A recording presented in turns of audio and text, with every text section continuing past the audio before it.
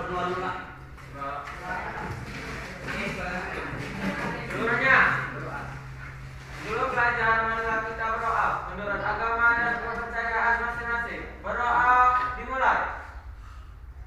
Sebelumnya Bapak absen dulu ya. Kira-kira siapa teman kita yang nggak hadir nak? Oke ya. Oke, kita akan mulai pembelajaran kita nak ya. Bapak ingin sampaikan kepada kalian pelajaran kita yang tadi. Ya, bagaimana sebenarnya sebuah rangkaian, bagaimana arus itu terjadi, ya kan? Kemudian bagaimana arus itu bisa terjadi mengalir sehingga menghidupkan alat-alat elektronik kita. Itulah dikatakan nanti ada yang dikatakan dia rangkaian terbuka dan rangkaian tertutup. Oke, sebelumnya kemarin saya ingin bertanya, mengulang kembali pembelajaran kita tentang listrik statis. Coba siapa yang bisa menjawab? Kira-kira di dalam atom itu ada apa aja? Ya, coba silakan. Proton, neutron dan elektron. Ya, proton, neutron dan elektron itu dia. Makanya benda itu dikatakan dia kekuatan listrik di statis. Ya, itu dia. Bapak akan menjelaskan tentang materi kita yang akan kita pelajari hari ini.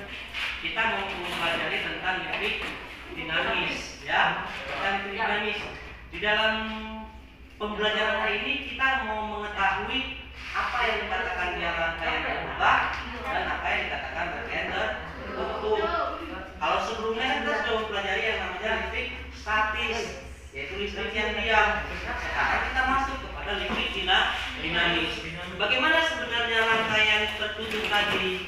Rangkaian tertutup itu adalah sebuah rangkaian yang arusnya bisa berjalan. Itu dia.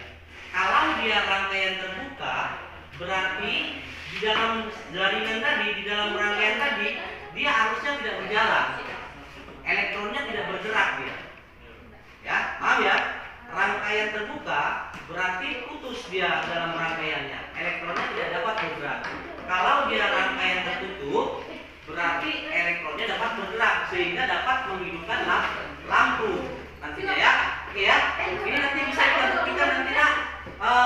Ketika kita melakukan praktikum sesuai dengan bahan yang sudah ada, nanti kamu kerjakan. Di situ kamu dapat membuktikan yang namanya rangkaian terbuka dan rangkaian tertutup. Oke, Bapak akan bagikan kamu nanti beberapa kelompok. Silakan kamu kerjakan di dalam kelompok masing-masing. Ya, sesuai dengan aturannya kamu kerjakan. Nanti di situ ada lembaran kerjanya. Ya, kemudian setelah selesai kamu kerjakan, kamu diskusikan kepada teman kamu bagaimana rangkaian terbuka dan bagaimana rangkaian tertutup. Kemudian coba nanti kamu kamu buat rangkaiannya itu menjadi paralel dengan rangkaian seri. Apa yang bisa kau dapatkan? Ya, kalau nanti cukup waktunya kita coba nanti untuk mengerjakannya. Oke, nah ya. Dan hasil lain nanti setelah kamu diskusikan, setelah kamu kerjakan, kamu presentasikan nanti ke depan ya. Iya semua ya. Oke. Ya, sekarang kamu bisa ya. Oke. Dikatakan dia rangkaian terbuka atau tertutup. Kalau dia terbuka, kalau kita pindah, ini mati. Berarti rangkaiannya terbuka. Artinya nggak jalan ya. Kalau kita seperti ini, untuk dia, ini berarti rangkaian tertutup namanya. Oke, paham ya? Oke, sip.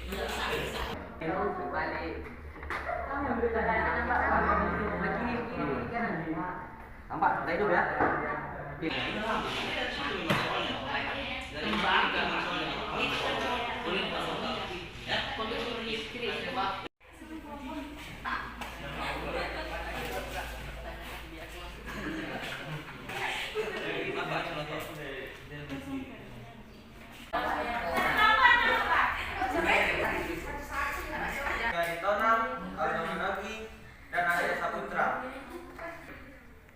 Tentang antara listrik cabangnya, maka lampunya tidak akan menyala. Jika kita tutup, lampunya akan menyala. Ini akan hidup, namanya listrik tertutup.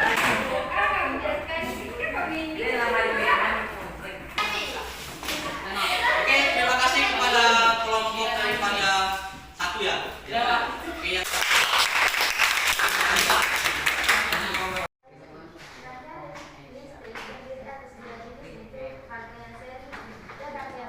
apa itu maksud dengan rangkaian paralel?